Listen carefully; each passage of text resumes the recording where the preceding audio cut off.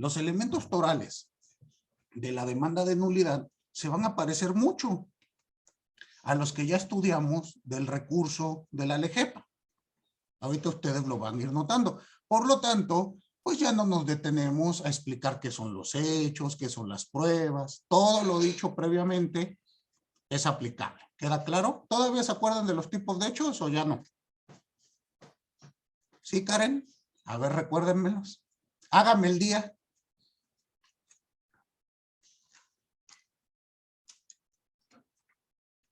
Serían los hechos constitutivos, los hechos extintivos, los hechos invalidativos y los hechos convalidativos. ¿Y falta uno? Impeditivos. Exactamente, muy bien. Y fíjense que eso me pone contento porque esa clasificación de hechos la estoy utilizando en mi tesis de doctorado. Y me decían mis tutores que los alumnos no podían entender esas cosas que estaban muy elevadas. ¿Cómo ven ustedes? ¿Están en lo correcto o no están en lo correcto ellos? Pues sí pudimos. Pero lo que les digo, yo ya los eché a caminar y si se acuerdan, que porque me dicen que escribo muy complicado, ¿es cierto ello? ¿Muy rebuscado? Pues no rebuscado, pero por ejemplo, en el primer momento a mí sí se me complicó un poco como entender la distinción al 100%. Sin embargo, cuando ya lo explicamos en clase y pues especificamos sus diferencias específicas, aunque suene redundante, pues ya fue mucho más fácil identificarlos y poder asignarles pues una designación como tal, le decimos.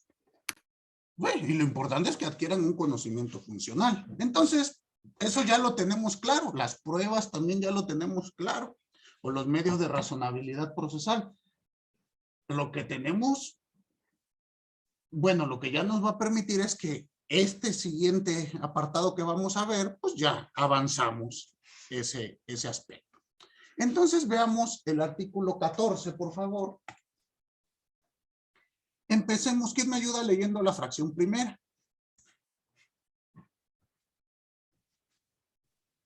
Artículo 14. La demanda debe indicar, fracción primera, el nombre del demandante, domicilio fiscal, así como domicilio para oír y recibir notificaciones dentro de la jurisdicción de la sala regional competente y su dirección de correo electrónico. Cuando se presenta alguno de los supuestos a que se refiere el capítulo 11 del título 2 de esta ley, el juicio será tramitado por el magistrado. Por el magistrado instructor en la vía sumaria. Veamos este primer supuesto. ¿Qué es lo que nos está pidiendo la ley? Vamos desglosándolo. En primer lugar, tenemos que señalar el nombre del demandante. ¿Quién demanda? Indispensable. Nuevamente, a veces parece esto una verdad de perogrullo, una obviedad, pero más vale que lo tengamos anotado porque a veces se nos van las cosas y no lo ponemos. ¿Queda claro? Entonces, de momento,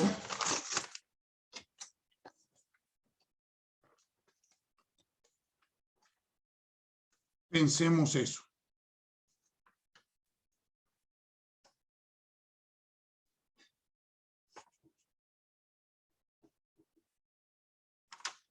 El nombre. Después nos pide el domicilio fiscal. Esto es para asignar la competencia territorial de acuerdo al domicilio del demandante. Entonces, por ello nos lo piden. También nos van a pedir que señalemos un domicilio para oír y recibir notificaciones. Este puede ser distinto del domicilio fiscal o puede ser el mismo. Piensen ustedes lo siguiente, el domicilio fiscal pues es el que tiene nuestro cliente. El domicilio para oír y recibir notificaciones pues va a ser distinto.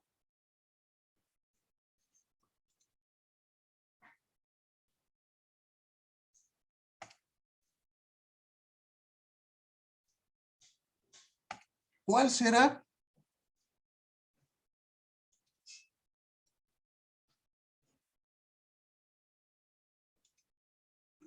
Este domicilio. ¿El domicilio fiscal? No, para oír y recibir notificaciones, ¿Podría ser el del despacho? el de tu oficina, exactamente. Ese domicilio es el que vamos a señalar. ¿Por qué? Pues porque a veces en el domicilio fiscal pueden que vayan y nadie les abra, ¿están de acuerdo? Y aquí es donde el abogado se va a enterar de todas las cuestiones referentes a esa demanda en particular. Entonces hay que señalar ambos. Yo que recomiendo, obviamente, pues que el domicilio para oír notificaciones y recibir documentos sea el del domicilio del abogado.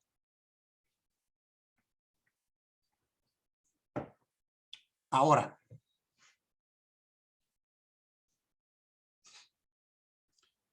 pensemos lo siguiente. El siguiente requisito es una dirección de correo electrónico.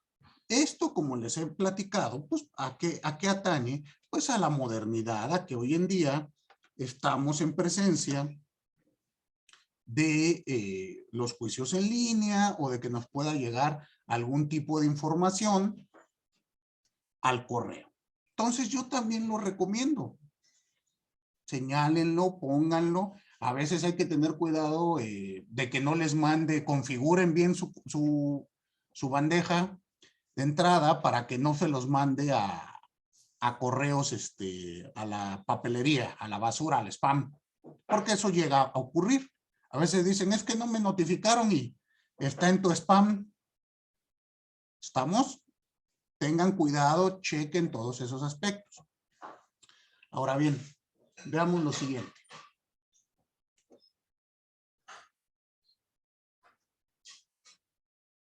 Después entramos a ver lo de la vía sumaria, ahorita para no confundirnos. Ahorita estamos en vía, llamémosle, ordinaria.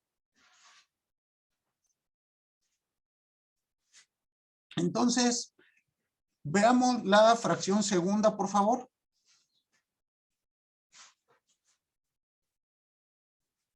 ¿Quién me ayuda dándole lectura a la segunda?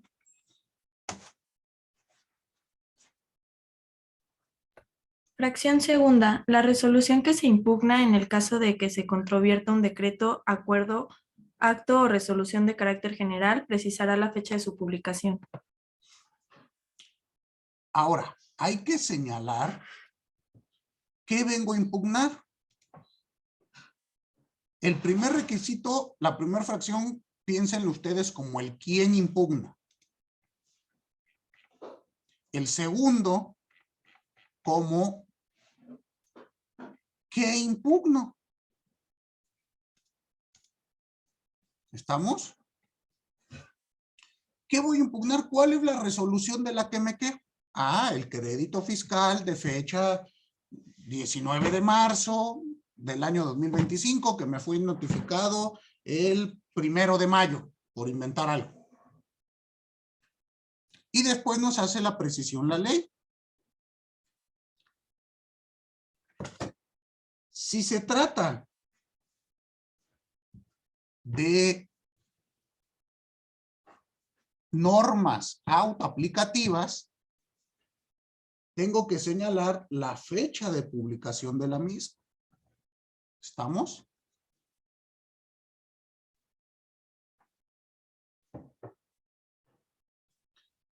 ¿Por qué piensan ustedes que hay que señalar la fecha de publicación? ¿Cuál será la razón?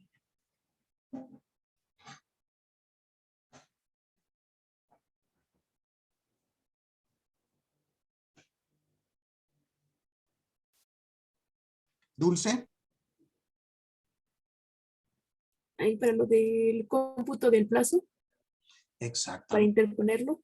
Exactamente, pues necesito saber cuándo entró en vigor, cuándo me produjo su primer acto de molestia, bueno, cuándo empezó a tener vigencia para poder impugnarlo y computar el plazo de la misma.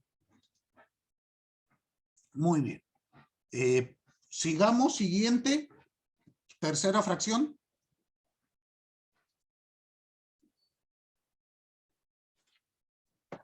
Fracción tercera. La autoridad o autoridades demandadas o el nombre y domicilio del particular demandado cuando el juicio sea promovido por la autoridad administrativa.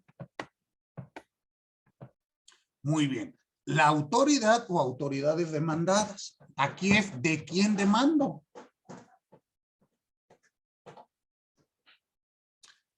¿De quién voy a demandar? Pues hay que señalar el nombre de la autoridad. Y después nos dice, acuérdense, el demandado puede ser tanto una autoridad como un particular, que es el siguiente supuesto. En el juicio de lesividad, recuerden que el demandado será el particular. Y cuando sea el particular, pues hay que señalar nombre y domicilio. En el caso de las autoridades, ¿habrá que señalar domicilio? ¿Qué piensan ustedes? Que sí. Joseph dice que sí, Karen dice que no. Entonces, ¿qué hacemos? ¿Sí o no? ¿Sí por qué y no por qué? Porque, bueno, se le tiene que notificar a la autoridad de todas formas para que también la autoridad pueda defenderse. Ok, pero la pregunta es, ¿por qué piensa usted, Karen, que no hay que señalar domicilio de la autoridad? Tal vez porque señalas que la autoridad es competente de tal tribunal o tal, pues, no sé, pues sí, de algún tribunal en específico, entonces se le debe notificar en ese tribunal, como en su función de autoridad, y por ello no es necesario que señalemos un domicilio particular. Ok, pero pensemos lo siguiente. Aquí estamos diciéndole a la autoridad, al tribunal, ve y notifica, ejemplo, a la Secretaría del Medio Ambiente. Pregunto, ¿tengo que señalar el domicilio de la Secretaría del Medio Ambiente?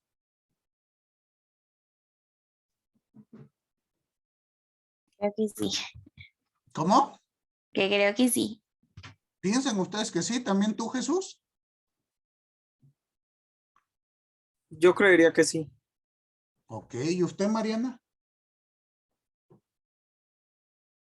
Pues la ley no les pide que señalen el domicilio de la autoridad.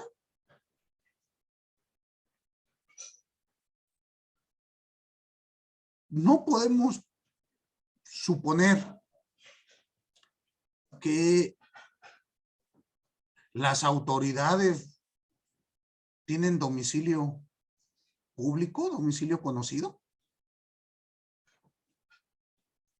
¿Qué piensan ustedes? ¿No tienen un domicilio oficial? Pues yo pensaría que sí, pero a lo mejor existe algún, pues alguna dirección o algún departamento específico al que tenga que ir, la notificación. Pero piense usted lo siguiente, ahí le complicarían la vida al gobernado, ¿no?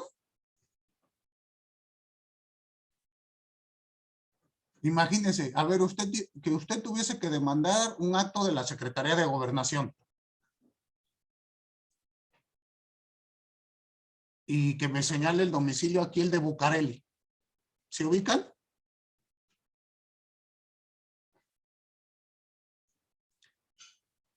¿Sí me escuchan o no? ¿No ubican dónde está Gobernación, Bucareli?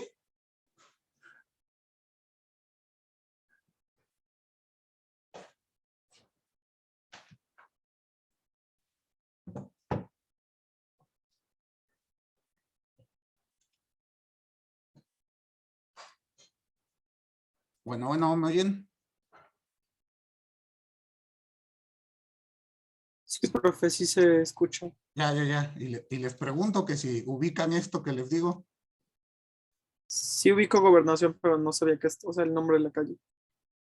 Ok, bueno, ahí en Bucareli. Y que lleguen allá y les digan, como señalaba Mariana, bueno, sí, aquí son unas oficinas, pero pues aquí no te puedo recibir eso. Vete a las de Tijuana. ¿Creen que eso se pueda? Pues yo pienso que el gobernado se volvería loco, ¿no? Cuando la autoridad es la demandada, no es necesario señalarle domicilio, porque se entiende que son domicilios conocidos.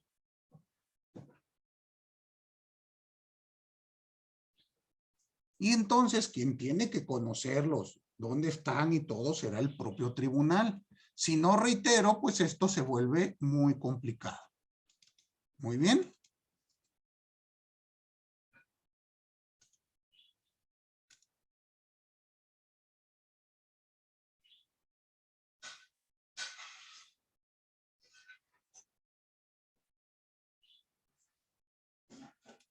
Ahora, donde sí va a ser indispensable señalarlo es en el campo de el particular. Cuando se trate del particular, pues la autoridad forzosamente nos lo tiene que enviar a nuestro domicilio, si no, nunca nos vamos a enterar. Y ahí sí los particulares, pues no tenemos domicilio conocido. ¿Queda claro? De ahí que el legislador en esta fracción haya dividido estas circunstancias. Veamos la siguiente fracción, la fracción cuarta.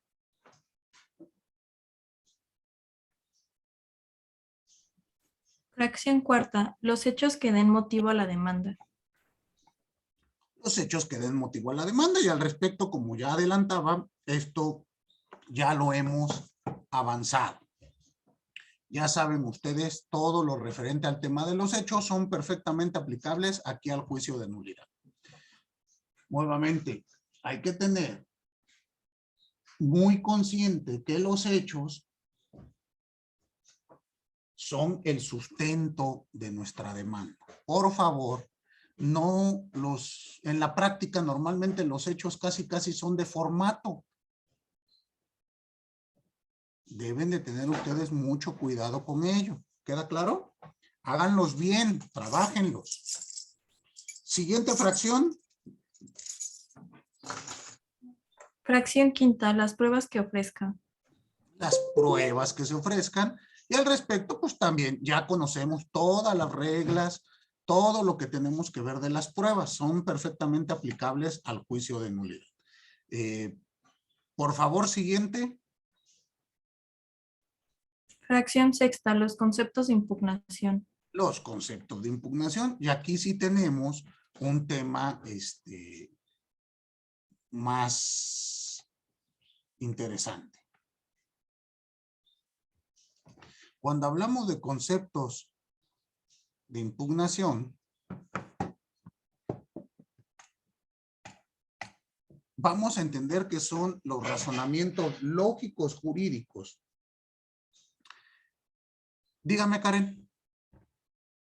Perdón, justamente yo tengo una duda sobre lo de las pruebas, porque dice que se puede ofrecer como prueba documental como el expediente administrativo que haya dictado la resolución, pero ¿cómo se va a solicitar ese expediente? O sea, sí, se le tiene que hacer otro acto para que se solicite o cómo es que se va, pues sí, a otorgar y a solicitar. Ok, desde la propia demanda, cuando usted ofrece la prueba, dice, en este acto ofrezco el expediente que dio origen al acto impugnado. Y le pido a esta autoridad, en este caso a los magistrados, que se lo requieran a a la autoridad demandada. Lo común, lo normal es que te lo acepten y entonces será la autoridad jurisdiccional quien se lo requiera a la autoridad administrativa. Y ella tendrá que, al momento de contestar la demanda, exhibir ese expediente. Ahora, es importante saber que pueden ustedes exhibir partes concretas del expediente, que es lo que yo recomiendo más.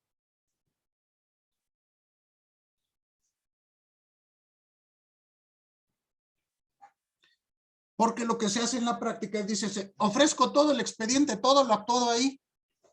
Pues no sé si haya cosas que no me convengan, ¿están de acuerdo? Por eso mi recomendación es en concreto. Ofrezco la actuación de fecha tal, ofrezco esto, ofrezco la citación, ofrezco la inspección. Porque recuerden que en materia probatoria existe el principio de adquisición, donde una vez que la prueba llega al proceso, aunque te perjudique, le pertenece ya al proceso. ¿Queda claro? Muy bien.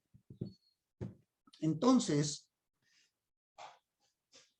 chequémoslo de ese modo.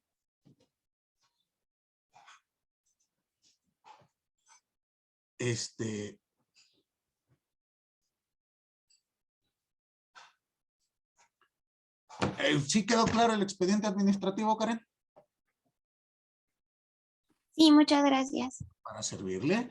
Ahora pasemos, déjenme ver si tengo por ahí ahorita a la mano algún acuerdo admisorio donde se tenga por aceptada esa prueba y se los comparto para que ustedes lo chequen. Ahorita lo reviso. Ahora, pasemos, les decía yo, a los conceptos de impugnación. ¿Cuáles son estos o cómo los vamos a entender?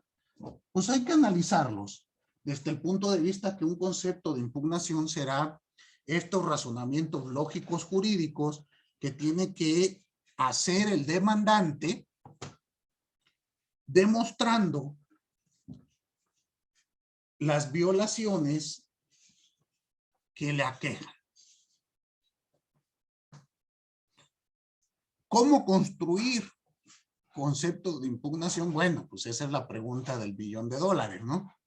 Si tuviese un secreto para construir conceptos de violación, de impugnación y que todos prosperaran, pues imagínense, esa información sería maravillosa, pero no la tengo a la mano. ¿Qué es lo que yo les puedo recomendar? Se pueden utilizar varios esquemas argumentativos. Es decir, hay que construir, normalmente comenzamos haciendo nuestros conceptos de violación, pues empíricamente, ¿no? Esto me duele porque no se aplicó tal artículo. Algunas veces los maestros en la carrera nos dijeron que esto se realiza mediante un trabajo, le llaman ellos como un silogismo jurídico. Premisa mayor, ¿qué dice la ley? Premisa menor, ¿qué hizo la autoridad? Conclusión, lo que hizo la autoridad está mal, por A, B o C. ¿Sí me explicó? Yo no soy muy partidario de ese esquema, pero bueno, puede servir en un inicio. El tema es que ustedes entiendan que aquí es donde viene la parte toral de la demanda de nulidad. Es donde tenemos que dedicar nuestro mayor tiempo para construir este tipo de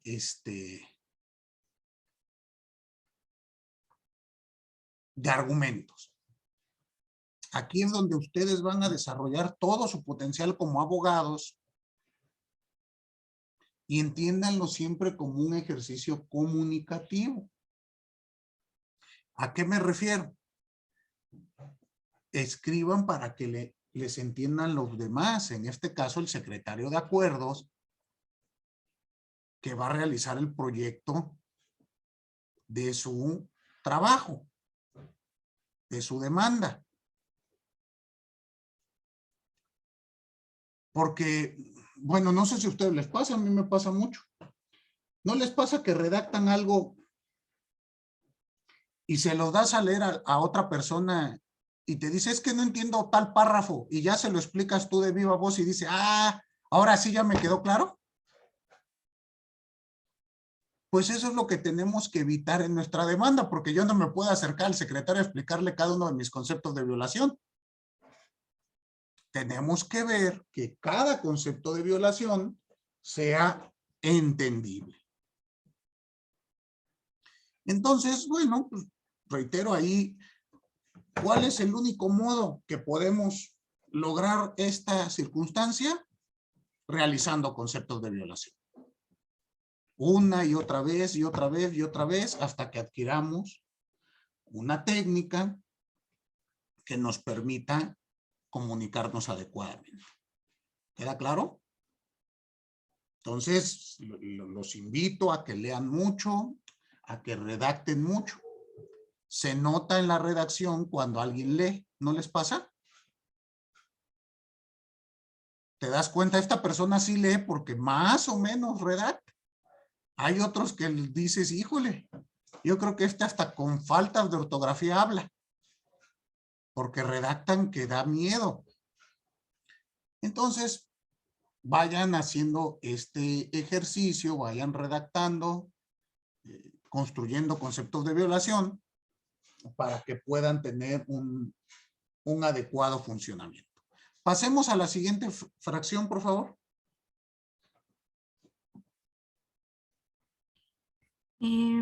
Fracción séptima. Ay, perdón. No te preocupes. Fracción séptima. El nombre y domicilio del tercero interesado cuando lo haya. Tercero interesado. Aquí también esto ya lo vimos, ¿se acuerdan? En el juicio de, perdón, en el recurso de la LEGEPA, que hay un tercero que es alguien que se ve afectado por la resolución, o en este caso por la demanda, que tiene un interés contrario al demandante, y pues lo tenemos que llamar al proceso, toda vez pues que es un interesado. Se puede ver afectado por lo que resolvamos aquí. Ahora, hay que verlo bien sencillo. En los casos en los que haya. Si no hay, pues no tengo que llamarlo. ¿Estamos? Únicamente cuando exista el supuesto. Siguiente fracción.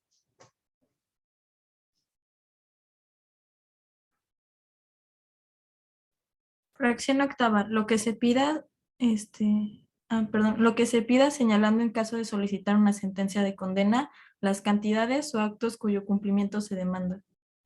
Aquí es muy importante señalar lo que se pide. Nos lo especifica el legislador, es decir, que, bueno, ya veniste, ya me platicaste hechos, ya me ofreciste pruebas, ya te dices de qué te dueles, pero ¿qué es lo que pides? Esto lo debemos de entender como señalar nuestra pretensión. ¿Cuál será la pretensión del caso concreto?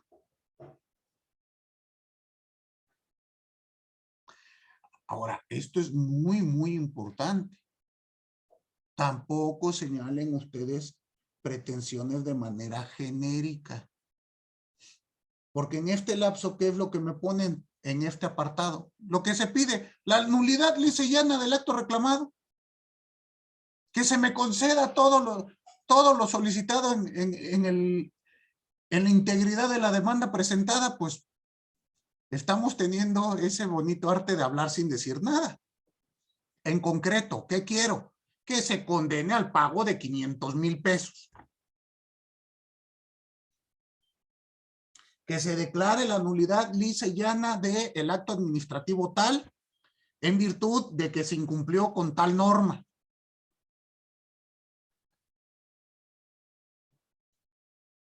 Porque recuerden ustedes, esto es lo importante.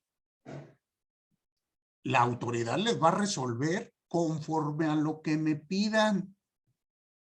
Aquí acuérdense que es estricto derecho. Entonces, si no piden bien, pues no les van a dar la respuesta adecuada. Les decía yo, esto es como una carta a los Reyes Magos. ¿Se acuerdan cuando hacían sus cartitas a los Reyes Magos? Especificaban lo que querían, ¿no? Quiero, a mí me tocó con mi hija, las Monster High. Quiero la Monster High, no sé qué madre, que con el vestido no sé qué y con no sé cuánto. Y era esa, porque si no le podíamos traer otra, ¿están de acuerdo? Entonces hay que especificar ese, ¿qué es lo que queremos? ¿A usted, Karen, Dulce, les tocaron también las Monster High o ya no? ¿No les tocaron? ¿Estaban ya más grandecitas? Pues la Barbie, ¿no? Ajá. La Barbie no sé qué, porque a mí así, o sea, las cartas de Reyes de mi hija principalmente eran así súper detalladas. El camper rosa que tiene no sé qué, que casi salió en el comercial en el 5 a las 4:30. Ese es el que quiero y no otro. Pues aquí exactamente lo mismo.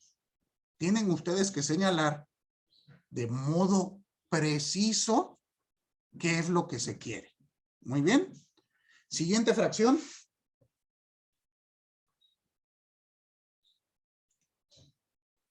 Ya terminaron, ¿verdad? Ya se acabaron. Ok.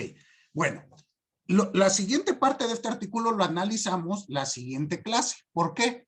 Porque aquí es lo que se refiere o se le llama normalmente como motivos de prevención. Bueno, ¿qué pasa si incumplo con uno o con otra de las fracciones? Serán consecuencias diversas. Entonces nos van a requerir el cumplimiento y lo tenemos que hacer. Muy bien, pero esto lo vemos la siguiente clase porque ya se nos ha acabado el tiempo. ¿Sale? Muy bien, pues excelente inicio de semana a todos y a todas. Y nos vemos por acá el día miércoles. Hasta luego. Gracias, profesor. Hasta luego. Nos vemos. Hasta luego.